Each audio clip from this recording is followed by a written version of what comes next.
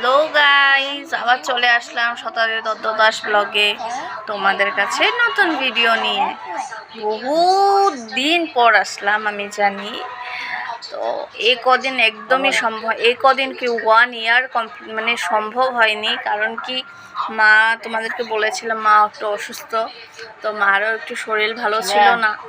তারপরে এই কিছু না কিছু সমস্যার জন্য মানে আসতে পারিনি। ছেলেরও শরীর খারাপ ছিল। এই বর্ষার মধ্যে ভেবেছিলাম এই কদিনের মধ্যে ভিডিও বানাবো। তো আসামে তো শুনেছই আসামে কত জল হয়েছিল। তো আমি যেখানে থাকি আসামে ডিব্রুগড়ে, ওখানেও খুব খুব জল হয়েছে।